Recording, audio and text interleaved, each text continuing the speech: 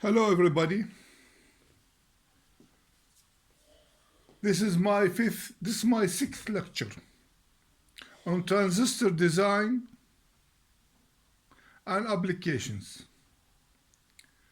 And our main topic for this lecture is power amplifiers for audio or for control. Okay? Let's start. The circuit that you see here is for a very inefficient amplifier. What do we have in here? We have a VCC of 15 volts, VEE of minus 30 volts. I will talk about that in seconds. Why? And we have two emitter followers, and we have a current source. Okay? And why we have in here a minus 30 volts in VEE is simply to be able to provide a minus 15 volts at this point whenever I want to have the maximum negative peak for this loudspeaker. And this cannot be achieved except by something like this, where you have an emitter resistance equal to the loudspeaker resistance, and therefore you divide it between the 0 and the minus 30, you'll be able to get down to minus 15 volts in here. And this transistor easily can provide you with the nearly plus 15 volts peak, okay? And whenever it goes into cutoff, you'll be able, the voltage divider between the loudspeaker and the emitter resistance will provide the minus 15 volts here. And note at this point that if the input at this point or at this point, because actually the same signal that you have in here, you have it in here. And just remember that a back voltage or a reverse voltage across the NP junction or the base emitter junction will be enough to destroy that transistor. So you have to make sure that your signal at this point does not go lower than 22 volts. Otherwise, you'll damage your transistor because the emitter base junction is very sensitive to reverse voltage, and usually it doesn't take more than 7 volts to destroy it. Okay? How does the signal work? This transistor is biased by this 100 milliamp current source, and we're going to start seeing current sources from now on, okay, to simplify things. And later on, we've seen many circuits of current sources before, and we're going to see more in how to make current sources for let's say branches of amplifiers or whatever. You have your signal in here, okay, and you have a VB in here about 0.6 volts. So whatever your signal that you have it in here, you add another 0.6 volt to it, and after that you subtract another 0.6 volt of it to get to the loudspeaker. So that means that whatever the input signal was in here, you'll find it here, because those are just a couple of followers. And let's see why this signal is so inefficient. Let's read just a little bit about it. Okay. Q2 cannot sink current, as we know before. Cannot. So this voltage increased more than the base, you're going to destroy that VBE. So it cannot sink current. It always can source it. It's called, this circuit called a Class A amplifier. I believe this is what they call it. Okay. Much power is dissipated while VO equals 0 volts. Why is that? Because when you have a 0 volts in here, you have about 30 volts across the emitter resistance. And when you calculate the power for that 8 ohm in there, you'll find it to be about 110 watts or 112 watts actually. 30 squared divided by 8. Okay. And what else too? The maximum power across the loudspeaker that expected it equals the peak voltage, which is around 15 volts. 15 volts squared divided by 2R, which equals to 14 watts. That's about the maximum that you can get. Okay. And while at the 0 point, we said we'll be dissipating around 112 watts across that 8 ohm resistor. And at the same time, you have to know that the same current that passes through the 8 ohm will pass across that transistor. And that VCE transistor also has 15 volts.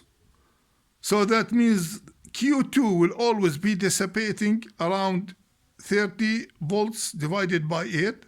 That gives you the current. Sorry for that. Sorry. Okay.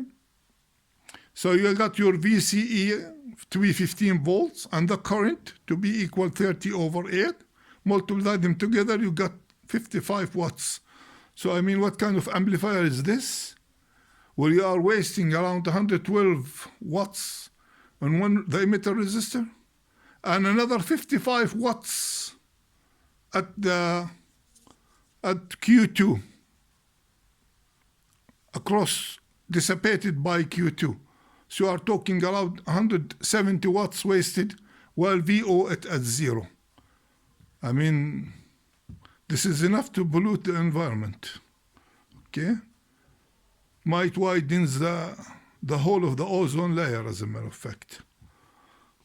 Okay, let's see what else we have. So what to do about that? About wasting that much of power? This is the solution for that.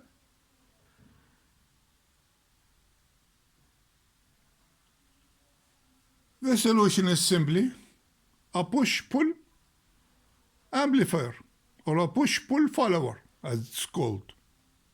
And here's the circuit for it. And the idea in here is simple. For Vin equals 0, you have a Vout equals 0.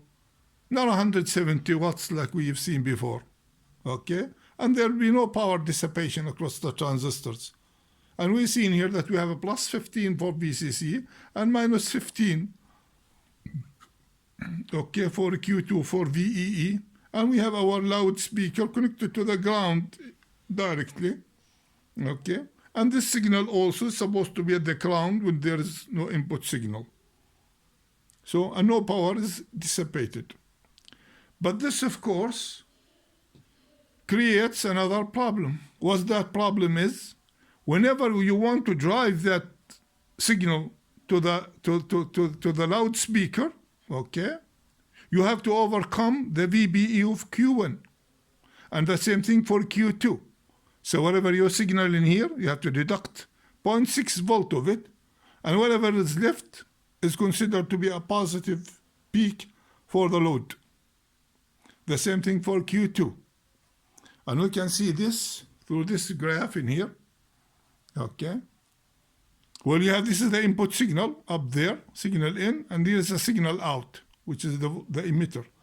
And as you see in here, always the input signal is greater by 0.6 volts from the signal on the output, on the loudspeaker.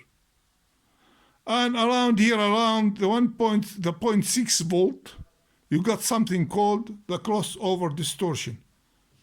Because there is an area in here that around the 0 point where Q1, okay, will cease to conduct, and Q2 too, the same thing. And this, of course, you have a 0.6 volts from this transistor, and you have another 0.6 volt for the other transistor. So I'm talking about 1.2 volts. There a jump. You're gonna have a jump of something like about 1.2 volts between those two transistors. Okay, that causes a distortion. This is not a fidelity in here. There is no fidelity for the signal. 1.2 volts will be distorted between Q1 and Q2. Okay, and this is the one that you see exactly when that signal crosses that timeline. That's because, of course, VBE 1 and 2 will be biased by the input signal. And what to do about that?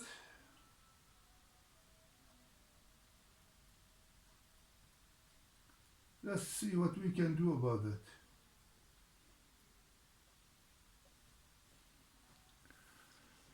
Okay, what we do, instead of biasing Q1 and Q2 by the input signal, we just throw a couple of diodes in there and a couple of resistors. And that voltage divider between those components, okay, will bias Q1 and Q2 as an output stage. And to make sure that Q1 and Q2 gets enough voltage, we throw those two diodes in there. So you get, for an example, you got that diode of Q1, and you got another diode of VBE for Q2, and those our two diodes will provide the 1.2 voltage that is needed for Q1 and Q2. Okay?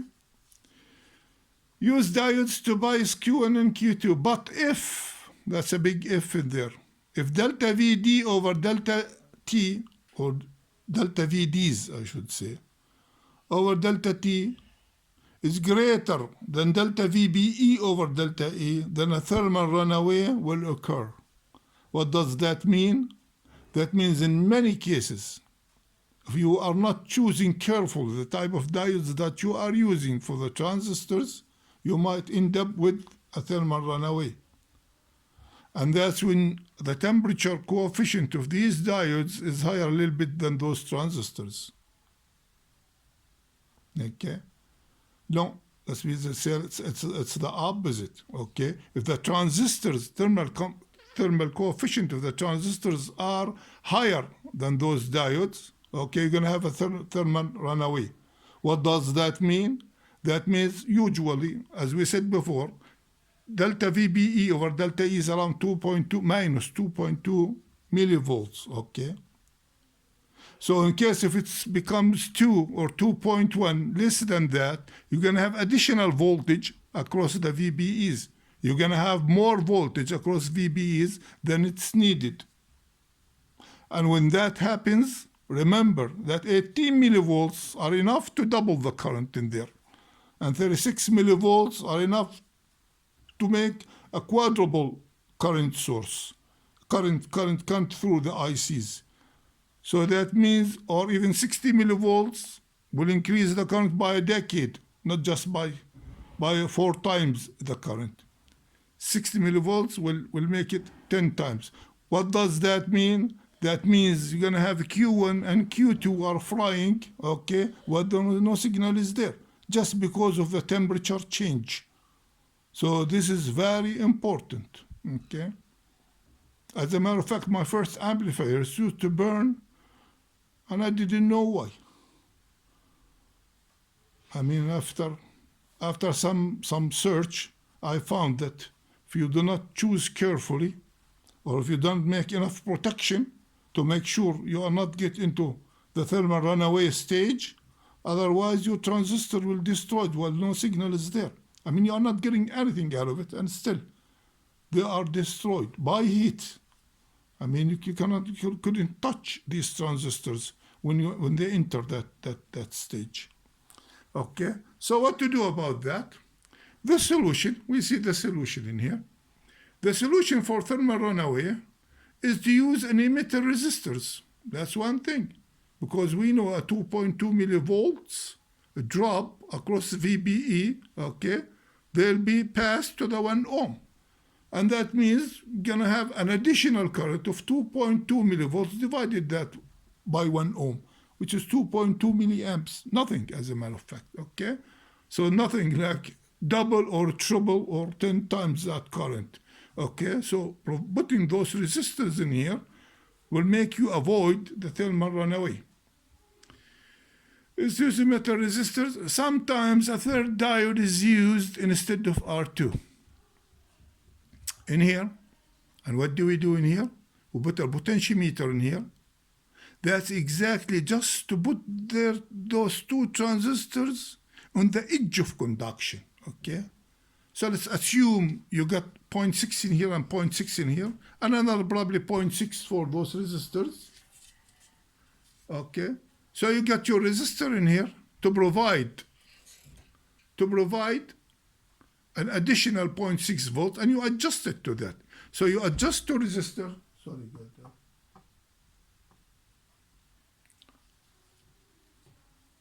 I shouldn't stay long on the same page. Otherwise, that PC will shut down. Okay, so just put them on the edge of conduction.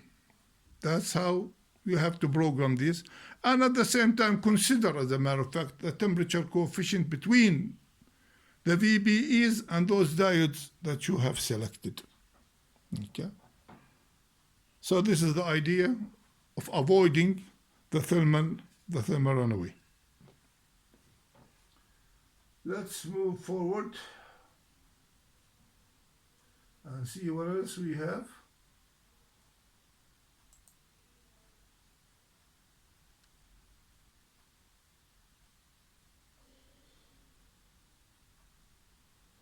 And things are getting better and better.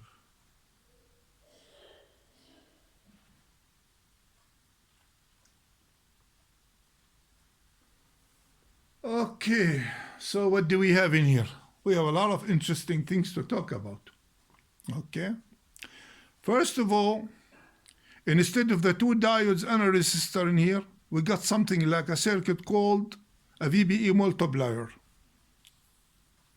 That's why through this VBE multiplier, we are able to provide a voltage for VBE in here and the two resistors and the VBE of Q2. And what we need around here is around 3 times VBE. So that's why we have something called a VBE multiplier. Let's see, where is that? This is the maximum. VCQ4 max, between here and here. That's the voltage you're going to provide for this.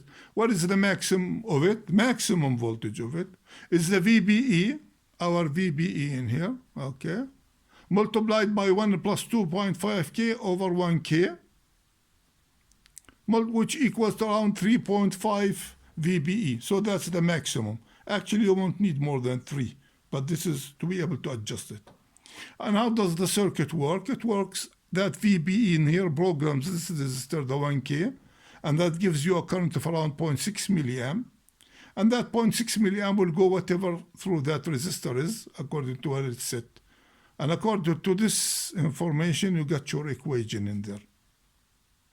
And the minimum for it, of course, is equal roughly VBE. That's when your potentiometer, okay, goes all the way to this point.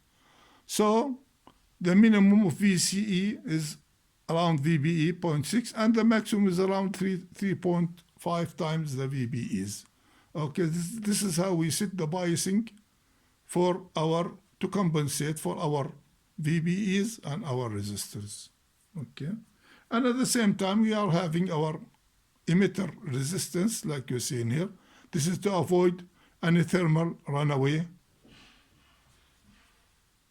by the increase or by the deviation of temperature. We have our emitter resistors in here. Okay, what else? Instead of having a resistor in here, we're having a current source. And this is a very nice current source that we've seen before. I believe lecture 2 or lecture 3, I don't know. We discussed current sources thoroughly. And we're gonna see a lot of current sources later on in the future lectures. Okay, so what do we see in here? We see 2 diodes in here, where one diode will take the VPE, okay, and we have left with another diode divided by the 100 ohm, and that gives you a 6 milliamps. Okay, so the current IC of Q5 is around 6 milliamps. And look at that, the resistor is going all the way to the ground. So this is a very stiff network that you have in here. One diode will go for the VBE of Q5, and the other one for the resistor. So this is how you calculate your current. You got your 6 milliamps in here. And that drives all the stage. And it drives this, as a matter of fact. We'll talk about this more. And what's the idea in here? Circuits like these do not operate, by the way, without a feedback. Note that we have our 10 microfarad cap in here to shorten Q4, VC of Q4. So as far as the AC calculations, this Q4 does not exist when you have your cap in here. Okay? You are shortening it out. And what kind of gain we are expecting out of Q1, which is a voltage gain? This is a voltage gain where voltage is generated, okay, through Q1. And as you remember, it goes like crazy. When you have your emitter grounded, even though they are not showing it grounded, but let's suppose it's grounded, so you're going to have just a small little RE in here, while you have a huge RC. I mean, looking through the collector of that Q5, you are talking about a huge RO, a huge resistance in there. Okay, so this is the idea. You are providing a very, very high RC, or a very high resistance to the capacitor, to the collector of Q1. So Q1 sees a very high resistance, and as we know before, the gain for this configuration is simply RC, okay, divided by the little RE, the dynamic RE. And you are talking about a huge thing in here. Okay, so because I mean, at 6 milliamps, your little RE is nothing more than about 4.3 ohms. And looking in here, you might be having something like about 100 kilo ohm. So divided the 100 kilo ohm by about 4 ohms. So you're gonna get something like about 25K, 25,000. That's the gain, the AC gain for this stage. Of course, we are talking about this stage only. We are not including the power stage, okay? So consider this point and this point to be disconnected. You're going to have something like about 25 or even more, 25,000. That's the AC gain when your load is a current source. And you're going to see a lot of current sources as loads, as a matter of fact, when you want to generate a high voltage, a high gain for an amplifier. Okay, what else we can talk about? Usually you have to have your feedback in here, since you have gonna have a huge voltage gain. But we have to say something else. So what is the maximum that you can hope in a circuit like that? What is the maximum voltage that you expect across the load? I mean, just by looking at things, the maximum that you can have is when this thing in here is considered to be open. That means you have a 0 voltage in here, okay?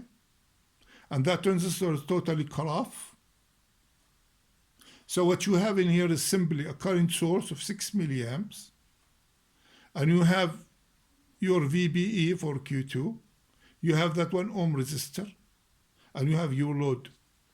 And let's consider you have a load of let's say, consider it to be an 8 ohm. It's a loudspeaker of an 8 ohm, for an example.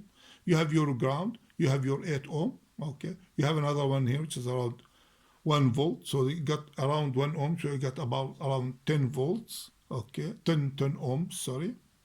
9 ohms, and add a little VB in here. So you get something like about between this point and this point, around 10 ohms, okay? And let's consider an HFE or a beta in here of around 100. So that means looking this way, you will see something like about 1 kilo ohm, 900 or 1 kilo ohm, okay? And what else you hope to see?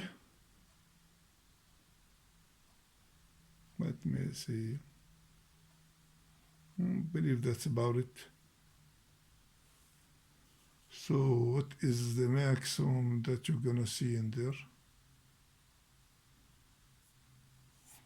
Probably it needs more calculations. Anyway, Q5 is a current source to eliminate RB. This allows more VO swing. Okay. Q4 provide temperature compensation biasing for Q2 and Q3. Q1 driver for the output stage. Okay, that's the information that we have. And in here to see, you see those two transistors, they call the Darlington pair. And you have to include always a resistor in here, starting for this one here, Darlington pair here, where VB is roughly about 1.3 volts. Okay. VBE between this connection, VBE. And you have a VC of around, at saturation, around 0.9 volts.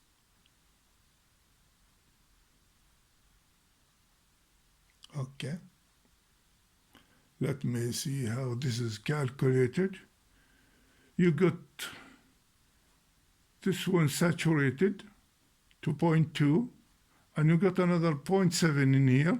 So 0.2 and 0.7, you get your 0.9 volts.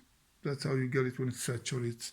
But this configuration has a problem, by the way, because the little leakage current that passes through this transistor to this transistor, okay, will cause this to a little bit to conduct.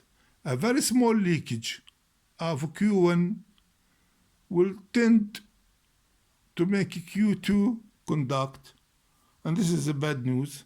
And what to do about that? You just throw a resistor in there, 10 ohm, 20 or 40 or 50 ohms or whatever. Yeah, around that area, between something like 20 to 100 ohms resistor. And that, of course, will forbid Q2. Sorry again. Will forbid Q2 from turning on. Okay. So I leakage multiplied by R, whatever I leakage multiplied by R, will always be less than 0.4 volts.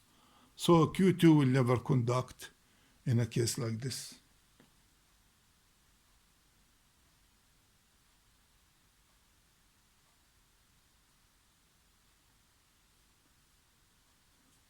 And another half, we have in here another configuration similar to that Darlington.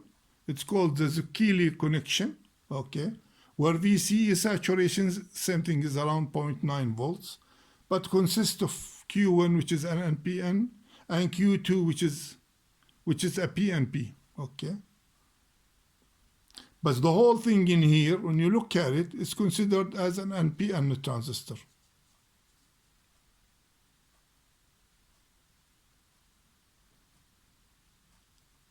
As a matter of fact, I see it different. I look at it as a PNP transistor, not as an NPN transistor. Let me see. No, it is an NPN transistor, sorry, yes. This acts like an NPN transistor on both configurations like that. But when it's this configuration, you get it as a PNP transistor. And we'll see it, see how this is done. The same thing in here. You have your 3 diodes and a resistor in here. Why? Because you have 4 junctions now, 1, 2, 3, okay, 3 junctions, and you have the 2 resistors. So you need the 3 diodes and another biasing resistor in here to make sure that you are able to provide something like around 2.4 volts for the whole thing in here. And to make sure to put those transistors on the edge of conduction. So this is the way it's done. What's the main idea of this? Okay, that Zucchini connection will allow you, and listen to this, this is very important, to put the same transistors in the output. Look at that. The power transistors in this case are N and BNs. And this is impossible in a push-pull. In a push-pull configuration, you're going to have an NPN in here and a PNP in here. But when you use this Zucchini connection, you are able to put the same type of transistor for the negative rail and for the positive rail, or to provide the positive peak and the negative peak through the same type of transistor.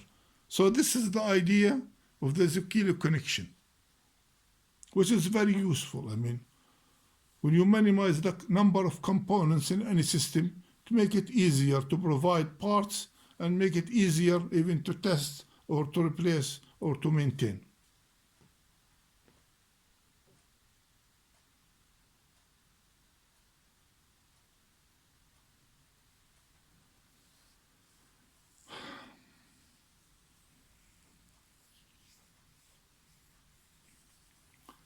I don't know if we can say a little bit more about how this provides the positive peak. I mean, away from the feedback, the maximum that you can get from a circuit like this, like we said before, you got your 6 milliamps in here. And since this is in the cutoff region, you can forget it. Like you can disconnect the circuit from here, and you got all your 6 milliamps going through Q2. And we said that let's consider this to be around, has an HFE or a beta of around 100. So you got your 6 milliamp going through the base of this Q2. So you got an IE of around 600 milliamps. Okay. 600 milliamps. When you multiply it by about 9 ohms in here, you get around 5.5 volts or something like that. Yeah. So the maximum voltage that you can get across your load is no more than 5 volts. I mean, that tells you that something is wrong in a case like this. This is just to show a design. But in actual case, I mean, this is no good. And you want all your VCC to be across your load, or probably just a drop of a few volts. You can't be having just a 15 volts in here, and all you got in here is just around 5 volts. I mean, this is not a good idea, because this is the maximum that you can get.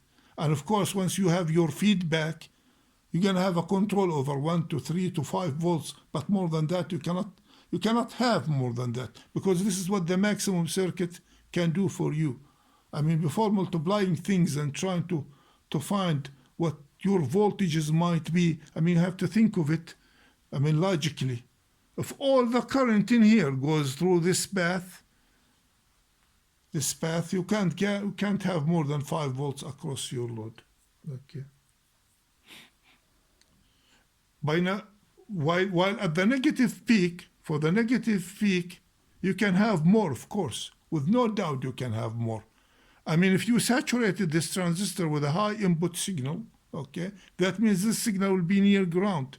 And that means this signal will be near ground. And that means you got your minus 15 volts across the load.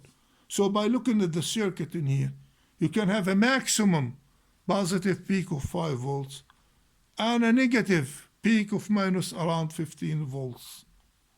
Okay, it's about the idea. Actually, this won't happen because the feedback will take control. I won't let you do something like that. Okay. I don't know what else we have for now. Let me see. Yeah, I believe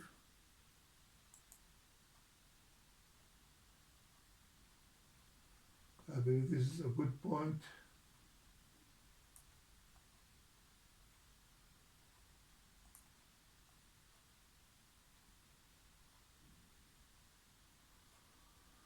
I believe this is a good point to stop here. I will continue later on with amplifiers in lecture number 7. I hope that was useful, and thank you all for watching, and have a nice day. Bye for now.